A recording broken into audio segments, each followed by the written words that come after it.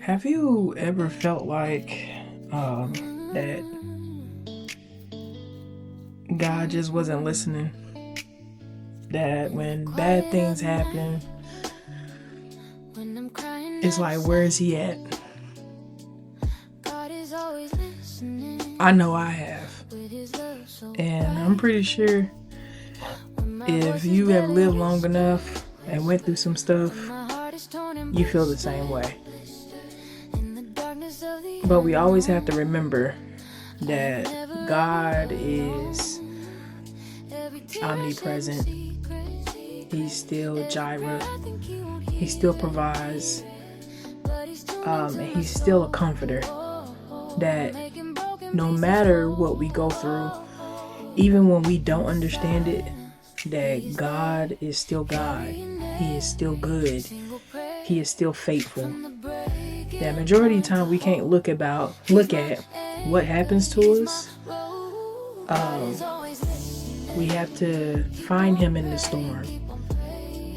Find the purpose of why we are faced with the challenges that we come against, that the enemy attacks on us. And it's not necessarily that God is not there, because He is. It is more so channeling our faith to still believe that He is still good and that He is still God.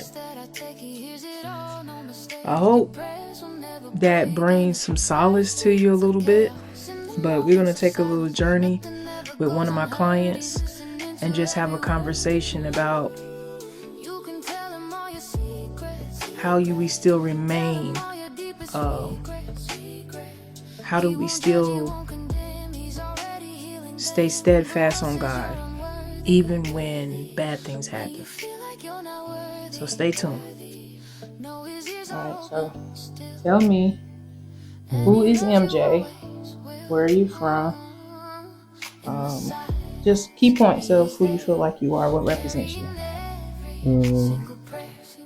MJ is a good kid. Well, a good kid growing up into an adult. Quiet, stay to myself. Not unless I'm with people that I genuinely have a bond with, but other than that, I'm just to myself. I don't do much. I don't go places like that unless I'm invited to. I would say I'm from Durham, but I'm really from St. Paul's. That's where I grew up. Okay, so grew up in St. Paul's, right? Born in Durham. Yeah, born in Durham. Yeah. Okay. So how did you get here? I moved to St. Paul's when I was like 7. I mean, my sisters, cause my mom met my stepdad. He's from St. Paul's. So, we ended up migrating here. Because of his family, and he had a place up here.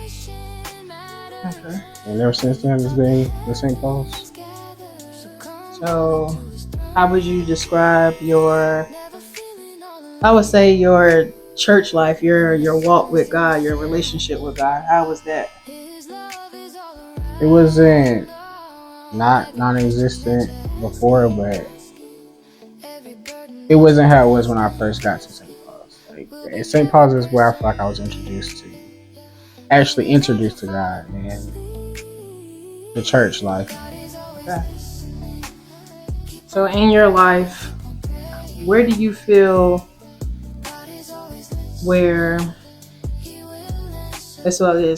in life, where do you feel that God was most present?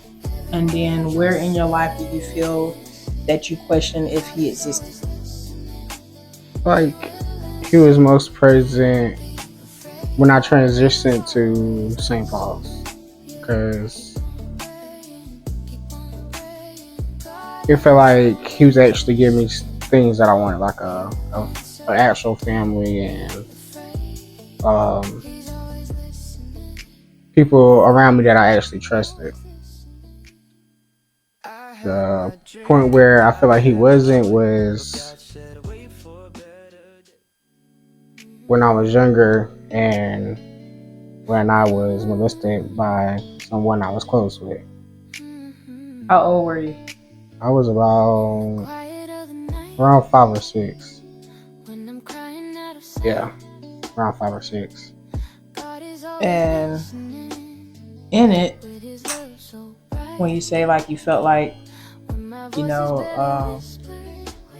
God wasn't there, what were you about? What were you feeling? Like, what were the emotions that you felt like you had? And not necessarily because you say you was 5 or 6. So in that time, it's just like as you have grown up and had to replace certain things that have happened in your life. Do you feel like you felt that God didn't exist at that age, but more so because you said that you really necessarily wasn't introduced to church and God fully until you got here? Do you feel as if the older you got and you had a more understanding of what happened to you, is that when you felt like God wasn't present for you? Yeah, at the time it felt like he didn't exist because I was just, in my mind at that age, I was just thinking like, how could he let something like that happen to me? Yeah.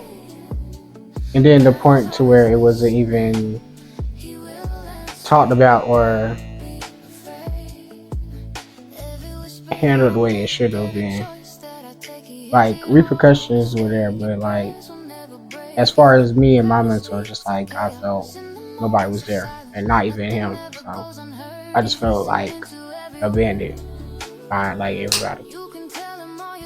So if you don't mind me asking, did you tell it immediately when it happened?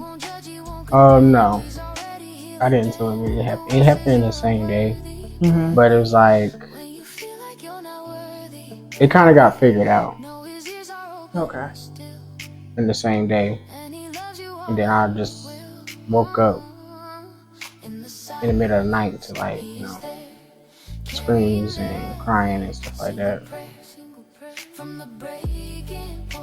I think for me, because I was molested, truthfully and being very honest, I was molested more than one time, and I was molested by more than one person. And for me, growing up in church, my parents are pastors, and it's like you have an understanding of who God is. But then when things like this happens, it's like, well, like you said, how can he allow something like this to happen to me? My first encounterment or my first issue or run in that where I was touched, I was about your age, honestly, like how you said when you first had the encounterment. So I think I was about, instead of 5 or 6, I think I was like 6, 7. Oh wow. No pun intended. It was a 6, 7 thing, but I was about 6, 7. Oh wow. And that was still with a family member. Then as I got older, I started getting touched on again when I was 11, 10 or 11, and then that lasted well until I was about 14. Oh wow. So from the ages of between 6 and 7 until I turned 14 years old, I got touched on by 4 different people. Oh my God. Yeah. And so for me, I felt like in ways I wasn't allowed to be angry or question God because of how I grew up, but they were still my feelings. Right. Like, this thing happened to me and I told it. And this is no sense of my family or anything like that. I feel as if sometimes, especially in our community, we don't know how to handle trauma like that. Exactly. Truth like that. Yeah. And then it turns into a lot of resentment, turns into a lot of guilt. But it's trauma for us. Exactly. Because a lot of times, even with a lot of choices that I made, I feel like now that I'm older, it stemmed from my trauma. It stemmed from things that happened to me that I could not shake.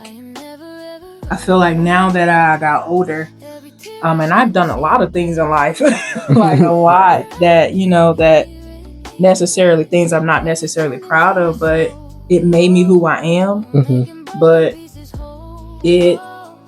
it shaped me to be this person to where now it's just like, but I know who God is. Right. And at the end of the day, I try not to live my life questioning why something happens, but looking at it as in it happened for me to see how still faithful and still how good he is. Yeah. Because even when you look at it, like, if this thing happened to you at 5 or 6, then y'all move, you and your family, y'all move here to St. Paul's. Yeah. And you started, like you said, I started to see how good God was, or God's being introduced in my life. Exactly. And so you have to sometimes hold on to the parts that, because bad things happen, that don't mean that God is still not present. Right. That doesn't mean that God is still not good, because they were still good. We cannot control what people do. Yeah. Our job is to, love, forgive, and try to still make the best of the life that we have been given. With it, do you feel as if in the area that you are in life that you have forgiven the person, or do you struggle with that? I still struggle with it. Like, I forgave him, but I still struggle with it in some way. And in what area? If you don't mind me saying, like, what triggers, like, is it something that they trigger, or? I think it's more so like just being part of the community, and times where I'm feeling like vulnerable or down, I start to question there, because I'm just like, what if that never happened? Like, would I be this way, or like, how would it be? And then with them not being like, here, and them trying to earn my forgiveness over just years, it's just like, did I mess something up by being nonchalant and having a cold shoulder towards them while they was, still alive, or what? So it's just kind of a struggle for me. I think it's crazy that you say that, because I didn't get to a point to where I was ready to forgive until 2 of the people that actually touched me passed away. Right.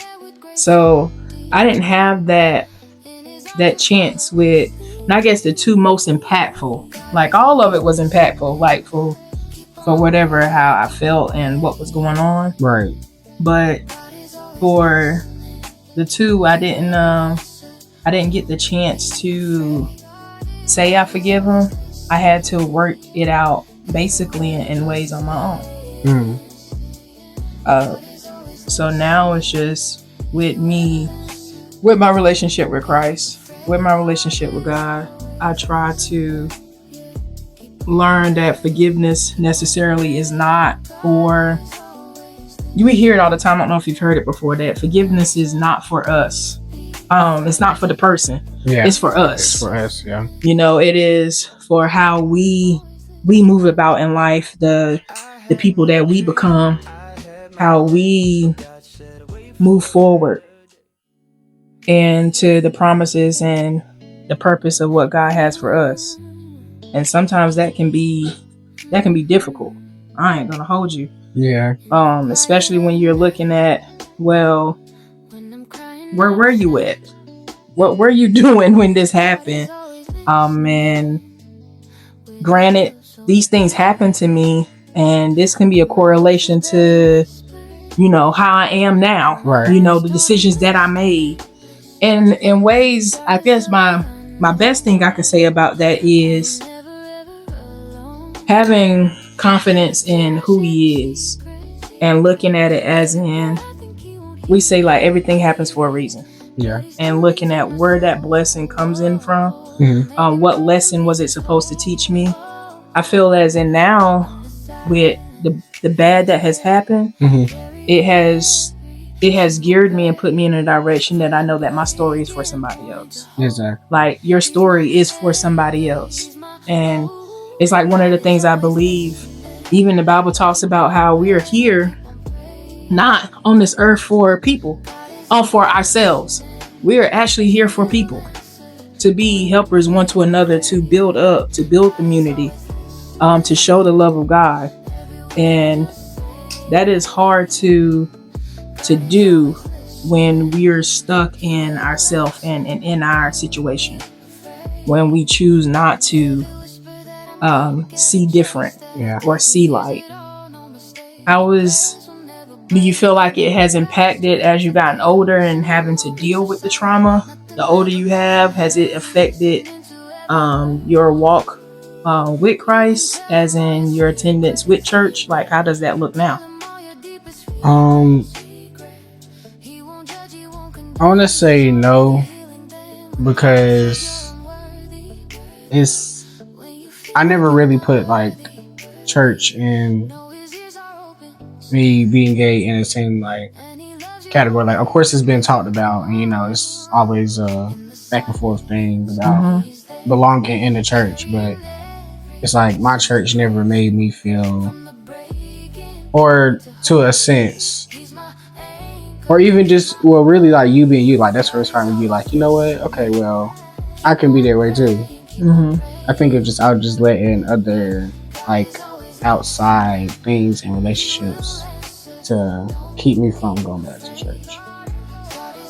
But we know we don't have to do that. Yeah. Okay. That's why I'm at the point now. That was like a couple years ago. Yeah. I'm at the point now. I'm just like, okay, I want to go because I want to go. Because I want to be closer with God. Yeah. I feel like at the end of the day, it's just one of those things that you have to look at as in something I always say. I say a lot now that God is always still going to be faithful. He's always going to be there no matter what that looks like. And we cannot base our relationship with him based on man. Right. We can't base our relationship with him based on opinions of others. Because at the end of the day, everybody has a story. Right.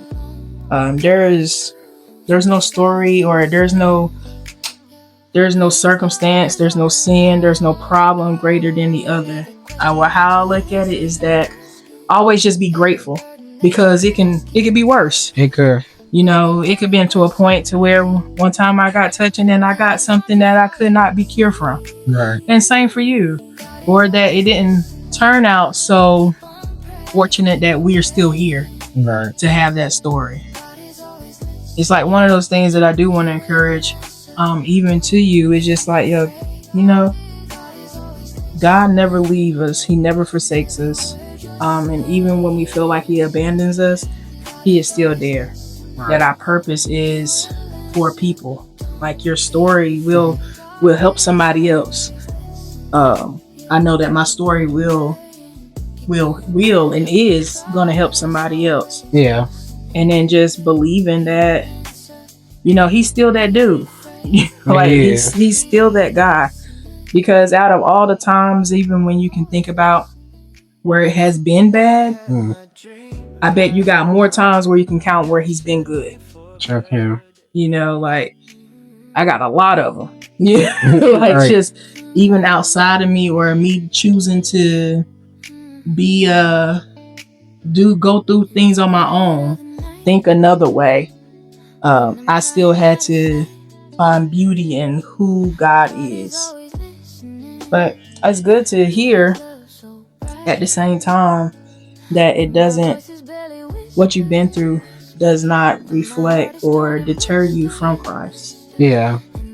But in one point, has it? It did.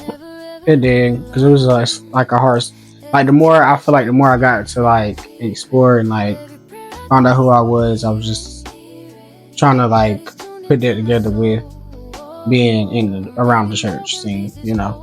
Okay. 'Cause it's one thing, you know what I'm saying, you first come out or you first get to know who you are and it's like, okay, cool. But then when you start getting like more comfortable with yourself and your environment, it's just like, okay, maybe I might be doing too much now. Okay.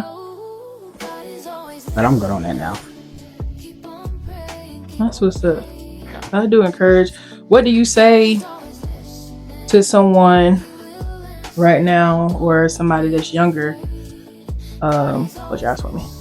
What do you say to that person that has dealt with a molestation or has had a road of life that I would say that wasn't so easy, that is longing for that family, that's longing for that acceptance? What do you say to that person that's just saying, man, like, I don't do church, because of who I am or what I've been through. God doesn't exist. He doesn't love me. What do you say to that person?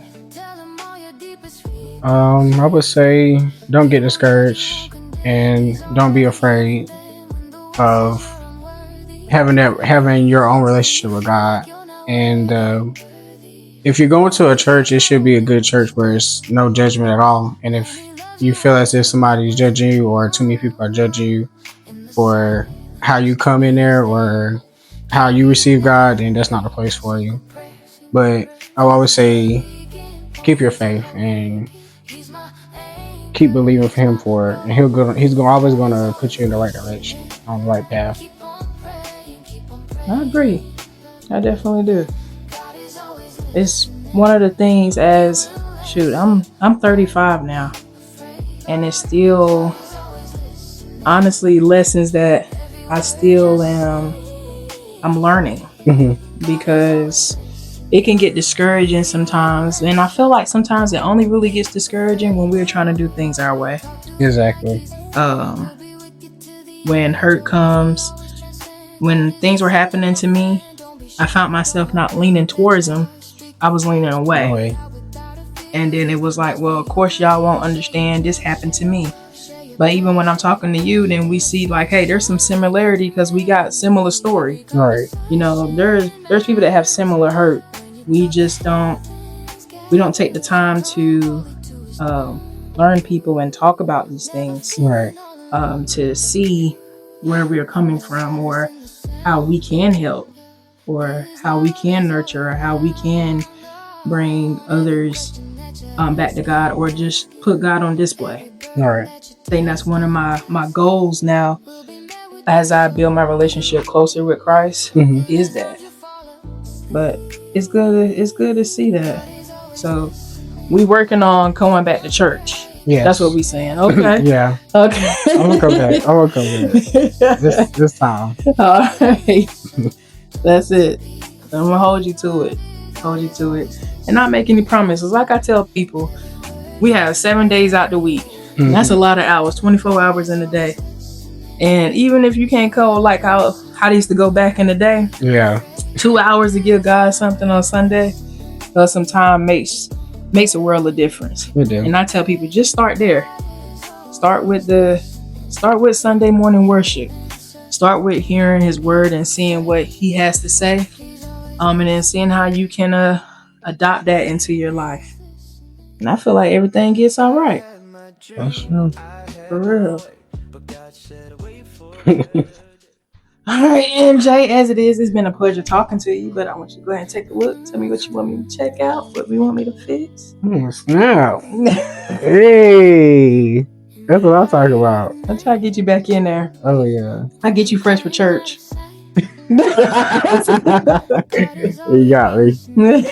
Yeah, I appreciate that. No problem, baby, no problem. That look good. When my heart is torn and blistered in the darkness of the